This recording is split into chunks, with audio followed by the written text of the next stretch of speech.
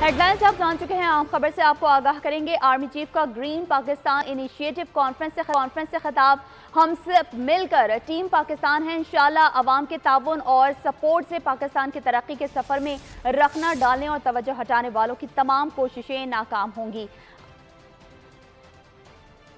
इसी हवाले से बात करने के लिए हमें ज्वाइन किया है इस वक्त ब्रिगेडियर रिटायर्ड मसूद अहमद खान ने। सर, बहुत शुक्रिया आपके वक्त का। सर, ज़बरदस्त किस्म का एक ग्रीन पाकिस्तान इनिशिएट किया गया है, क्या कहेंगे इस बारे में? जी हाँ, देखें जी, ये एक रेवोल्यूशनरी किस्म का कंसेप्ट जो इंट्रोड्यूस किया गया है कि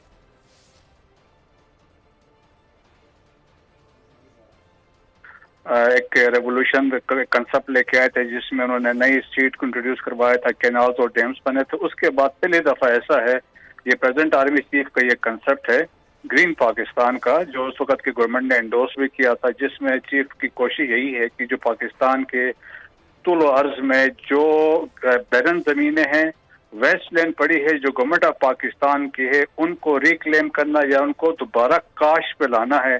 तो इस सिलसिले में ये इस पे फोकस है और पूरे पाकिस्तान में इसको कर रहे हैं। और इसमें जो एफर्ट्स हो रही हैं, इसमें एक तो मॉडर्न टेक्निक्स का इसमें इस्तेमाल होगा और इसमें ऐसे सीड्स को इंट्रोड्यूस करवा रहे हैं जिससे आपकी प्रोडक्शन बढ़ेगी।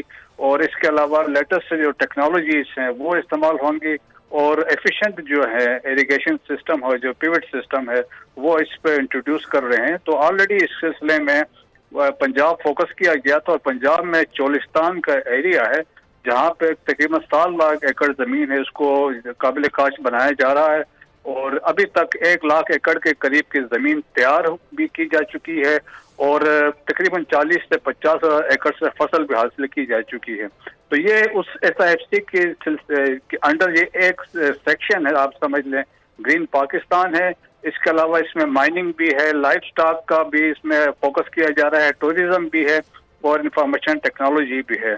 तो मेरा ख्याल में जब ये चीज़ें हो जाएंगी, जिस तरीके से हम डेवलपमेंट हो रही है, जिस तरह फोकस किया जा रहा है, तो पाकिस्तान में जो फूड शार्टेज है, पाकिस्तान में जो उसके मसाइल हैं वो एड्रेस होंगे। और हमें देखें, we being the 9th largest wheat producer, हमें गंदम बाहर से मंगानी पड़ती है, लेकिन इस साल से ये गंदम हम बाहर से नहीं मंगाएंगे, बल्कि पाकिस्तान के अंदर से हमारे पास इतनी गंदम होगी हम बाद में इसको एक्सपोर्ट भी कर सकते हैं। ठीक है, ब्रिगेडियर रिटायर्ड मसूद अहमद खान अपना तज्जिया पेश कर रहे थे, आपका बहुत शुक्रिया।